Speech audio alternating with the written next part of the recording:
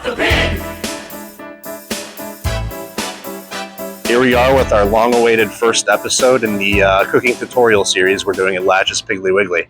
And today we're going to be doing a steak. We're jumping right into the deep end. So I'm looking at the case here, and I'm seeing a lot of really nice-looking steaks, but none of them are really the thickness that I'm looking for. But I know a little trade secret. We do custom cuts here. So what I'm going to do is I'm going to come over here and ring this bell. And then we wait. Hi, how can I help you? Hey, man. So you guys got some ribeyes out here. They look really nice, but I'm looking for something a little bit thicker. Right. You got one in back that's maybe like 1.5 inches. Let me see what we have. Awesome. And there he goes. It's that easy, guys. Don't be afraid to come and ask us for a thicker cut, a thinner cut. If we don't have what you're looking for in the case, I guarantee we have it in back. Oh my, look at that. That's exactly what I'm looking for. Dry brine and everything. We're not going to dry brine it for you. This is just for presentation. All right, here I am in an undisclosed location under no duress from my employers at all. And what I'm going to teach you guys how to do is how to just simply sear a steak and make a simple sauce that you don't even have to cook. All you need is a little bit of knife work, and you got a really delicious chimichurri sauce. So I have my ingredients laid out here. I've got garlic. It's fine. I'm lazy and I don't have a lot of time. We're on shift right now and I got to keep the video short because if I get it too long, I don't get my pig points for this. So I have some fresh garlic we're going to use when we sear the steak and some rosemary that I'm going to use for the steak. Everything else here is for the chimichurri sauce. So we're going to cut away for now and we'll come back when I teach you guys a really easy method to dice this up fine is a shallot. And once we get all the ingredients diced up and prepped, we'll mix it up and we'll get started on this steak. All right, so just gonna pop this in half.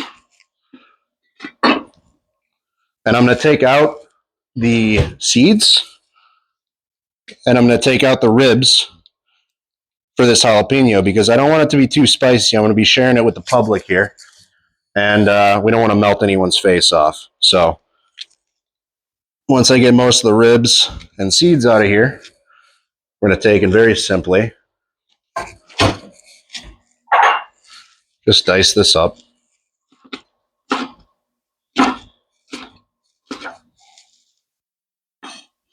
Nice and fine.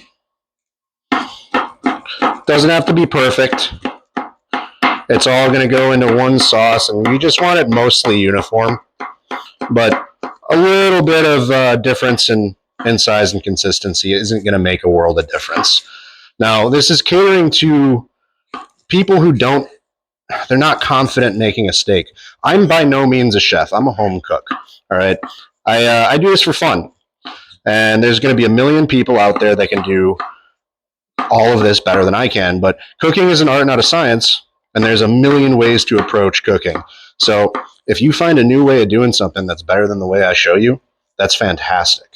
It's all about making food the way that you want to make it.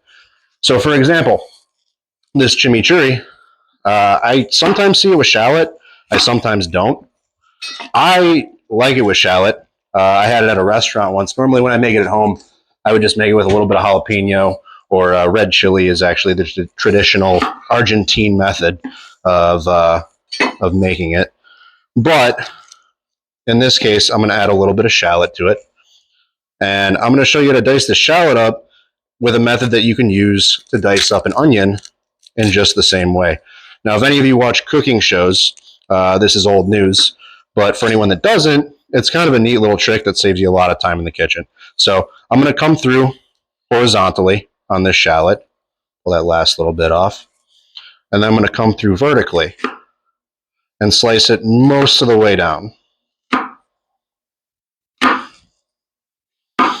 And you can see I've got all these little layers that once I take a knife to it, dices up real easy, real fine, exactly the way we need. Just like that.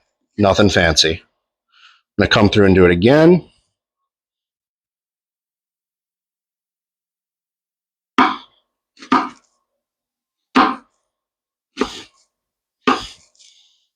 And then just come down real nice and fine.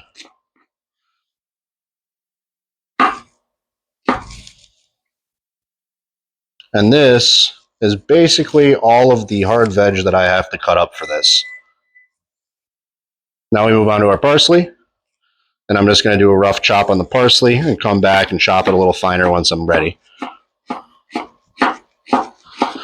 I'm only shooting for about a half a cup of parsley, so I mean that's more than enough right now. And then I'm just going to come through and give it a little bit finer of a chop.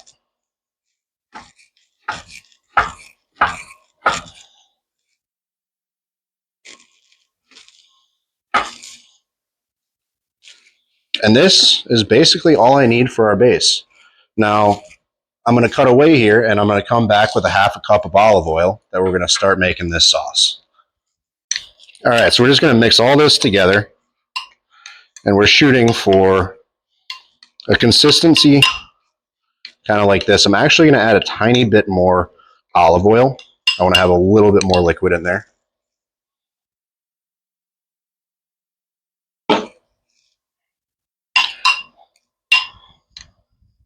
And you can eat this just as it is right now, but ideally you want to sit and have this take a little time in the fridge.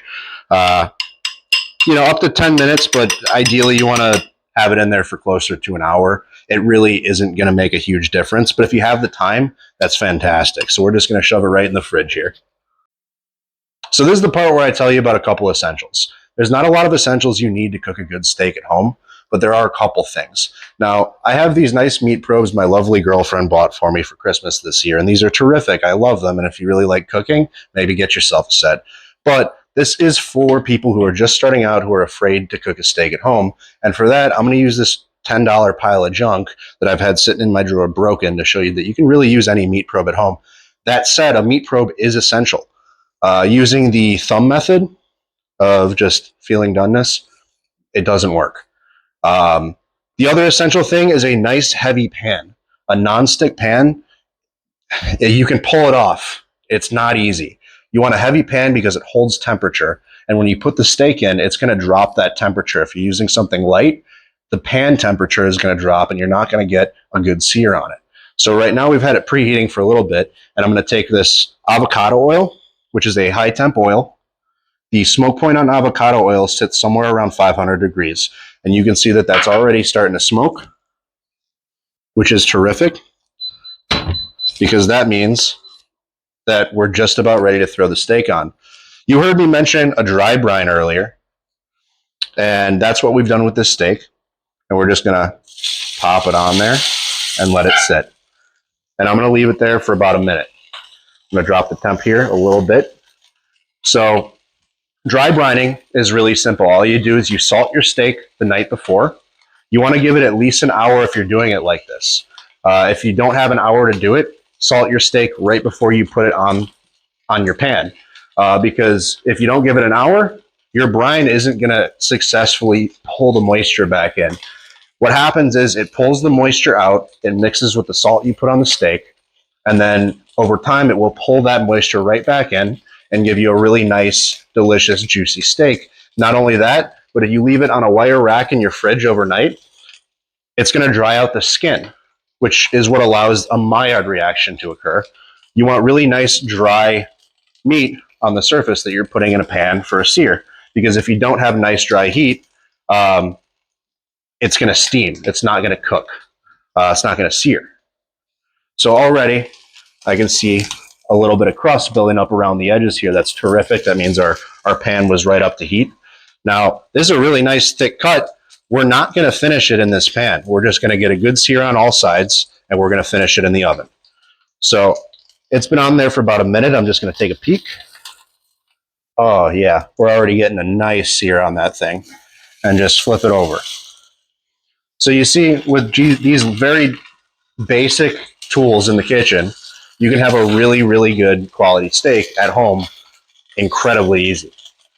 So we're just going to let this cook for another minute and then flip it, take a look at that side, and if it's got a sear I'm happy with, we can start searing the sides. You don't want to forget this fat edge. You want to forget the bottom.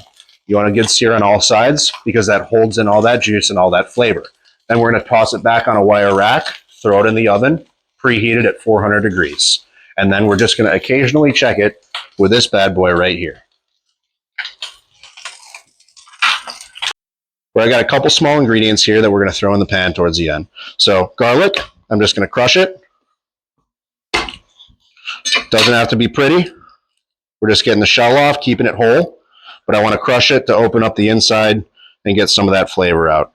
This one didn't quite crush, but yeah, just use the side of your knife, smash it a little bit. Sometimes I cut the end off with the that dry root on it, just to help get the shell off. I don't need a lot. 2 cloves will be plenty. And then I got this rosemary and I got this butter. So let's come back over to the steak over in the pan. All right, I'm searing up this last edge here.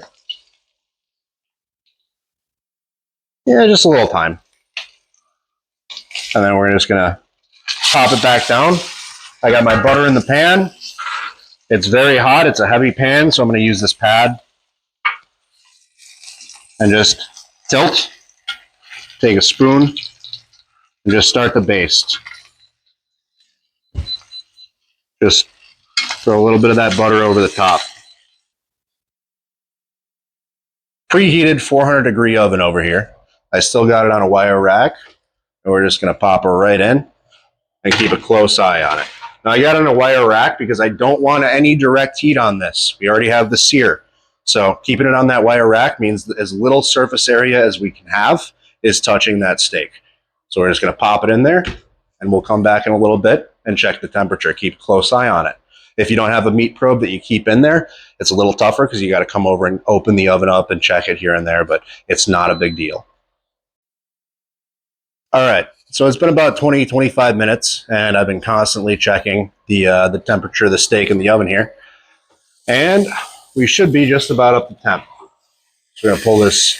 Oh my God, look at that thing. Beautiful steak. Picked up at Laatsch's Piggly Wiggly and Kewaskum, just like every other ingredient that you've seen in this video. Highly recommend stopping in. What a lovely store with incredibly handsome meat cutters. So let's just get the temperature out and see what we're working with here. Right in the side with this pile of junk.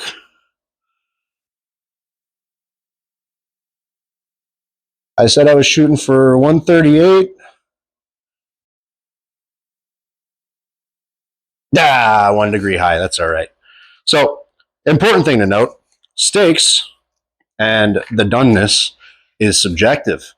If you don't like your steak cooked to medium rare or medium or well done, cook it a little less, cook it a little more.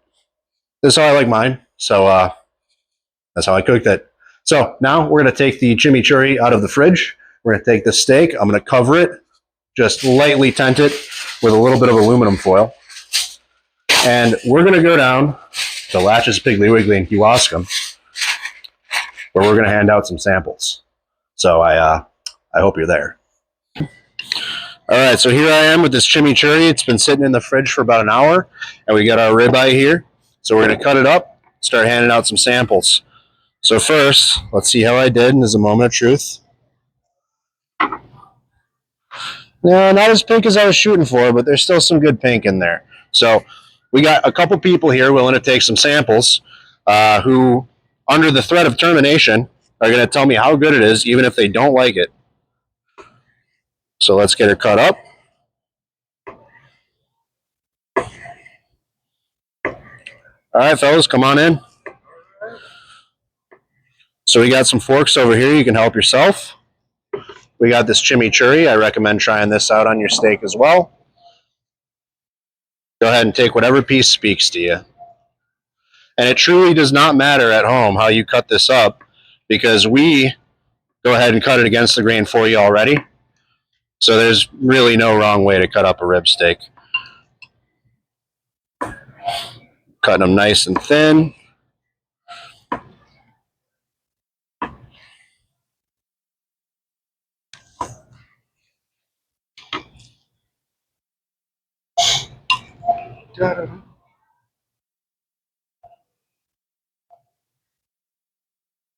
Very good. Yeah, yeah, I Well thought worth so. the second bite. That's what we like to hear. Yeah. How's the chimichurri? Very good. Pretty good for something that you just have to cut up and throw together, right? Yep. No cooking involved. Got some ribeye steak that I went ahead and cooked up probably about 5 minutes ago. Okay. So it's still nice and warm. I got some chimichurri here. It does have a little bit of heat to it, a little bit of jalapeno. Okay. I took the seeds and the ribs out of it, so it's not Okay. quite as spicy as you'd normally expect it to be. Here's a little plate, and I'll go ahead and just hand you a piece. You got a fork right here. You can help yourself to some of that chimichurri if you like. All right, now the rule is even if you don't like it, you got to tell me it's good. No, but how do you like it? Mhm. Good? That's what we like to hear. That's not bad. So go ahead and help yourself. Slap a piece on there for you. You could just leave it right there and I'll throw it away for you. I'll give you 2 pieces. And then this is chimichurri. That's an Argentine meat marinade and sauce. Got a little tiny kick to it, but it's mostly just a flavorful, herbaceous kind of a sauce. And with that, this will be the end of our first video on the page. Keep an eye out. We're going to be doing more of these. I'm thinking for the next one, I'm going to show you guys how to cook shrimp without even touching the heat with it. So keep an eye on our Facebook page. We'll have some more soon. Thank you, guys. And I'm down to Laatsch's Piggly Wiggly.